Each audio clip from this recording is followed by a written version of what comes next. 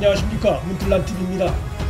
라임 사태 핵심 인물 중 한 명인 김봉현이 남부지검의 검사 향후 접대 수사팀의 필차례 조사에서도 검사 술 접대 날짜를 특정하지 않은 것으로 나타났습니다.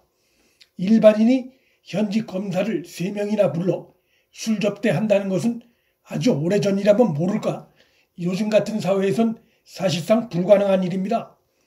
김봉현의 주장대로 정말 현직 검사 3명에게 강남의 룸살롱에서 술 접대를 했다면 날짜를 콕 집어 기억은 못한다 하더라도 유력한 날짜를 2~3개쯤은 될 수 있어야 하는데, 그렇게 하지 못하고 있는 것은 그의 주장, 즉 현직 검사 3명에게 술 접대를 했다는 그의 주장이 거짓이라는 것을 보여주는 중요한 정황이라 볼 수 있습니다. 김봉현이 접대 날짜를 특정하지 않으니 술자리에 동석했던 A 변호사를 검찰이 부르지도 못하고 수사가 진척이 안 되고 시간만 가고 있는 상황입니다. 김 씨의 이러한 태도는 술 접대 날짜를 특정 못하는 것이, 특정할 경우 그 날짜에 현직 검사들의 당시 위치를 분석 비교하면 그의 주장의 진위 여부가 금방 드러나는데, 김봉현은 그것이 두려운 것이라 충분히 의심할 수 있습니다. 이미 당시 술자리에 동석했다고 김 씨가 주장하는 이들 모두는 현직 검사가 없었다는 취지로 진술을 한 상태입니다. 김 씨는 언론에 보낸 2차례의 옥중 편지에서 전자보석을 강하게 요구해 왔습니다. 전자보석 허가는 법원의 판사가 하는 것이지만 김 씨의 태도는 법무부가 혹은 검찰이 자신을 위해 전자보석을 탄원해달라는 취지라 할 수 있을 것입니다. 그러려면 최소한 자신의 주장의 근거를 수사팀에 적극 밝히는 협조를 하는 것이 당연한 자세인데, 지금 김 씨의 태도는 오히려 그 반대의 태도를 보이고 있는 것입니다. 오히려 그의 주장을 더욱 못 믿게 만드는 태도를 보이고 있습니다. 바로 김 씨의 이러한 태도가 그의 현직 검사 술 접대를 했다는 주장이 거짓일 가능성을 방증하는 또 하나의 주요 정황으로 볼 수 있습니다. 상식적으로 이해하기 어려운 김봉현의 이러한 태도는 결국 자신의 주장이 거짓으로 드러날 경우 그의 주장에 대한 여권과 친문 검찰의 기대가 무너짐으로써 그가 친문 검찰과 현 정권에 걸고 있는 모종의 계산도 함께 무너지는 것을 막기 위한 궁여지책으로 보입니다.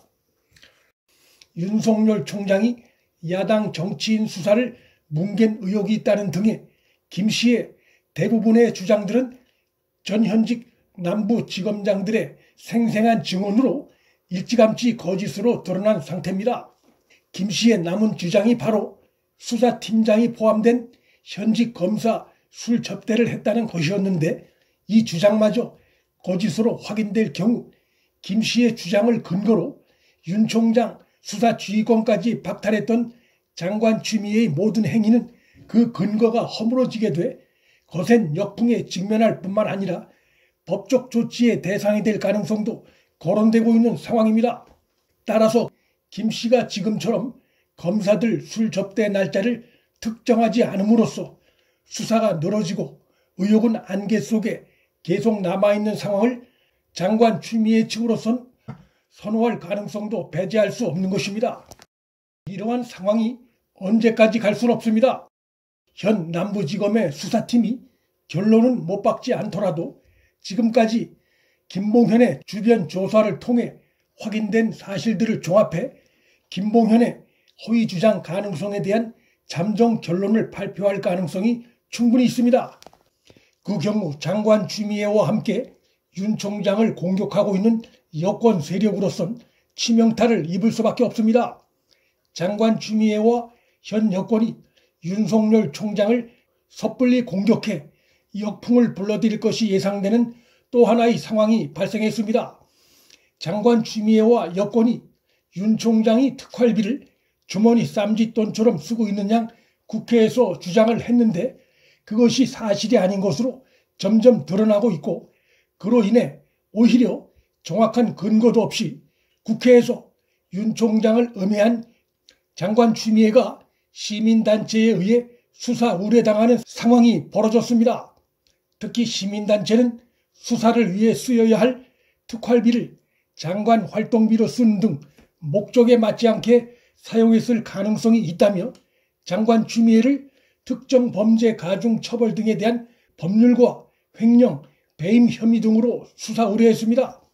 장관 추미애나 현 여권의 의심과 달리 대검이 법무부 검찰국으로부터 수령한 특활비는 월별, 분기별 계획에 따라 일선 고검과 지검으로 내려보내지고 특활비는 주로 계좌 이체를 통해 전달되고 현금으로 줄 경우에는 수령 영수증을 받아 보관하는 것으로 전해졌습니다.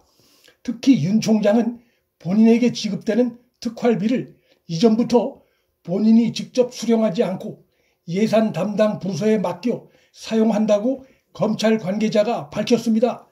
매우 투명한 사용 방식이 아닐 수 없습니다.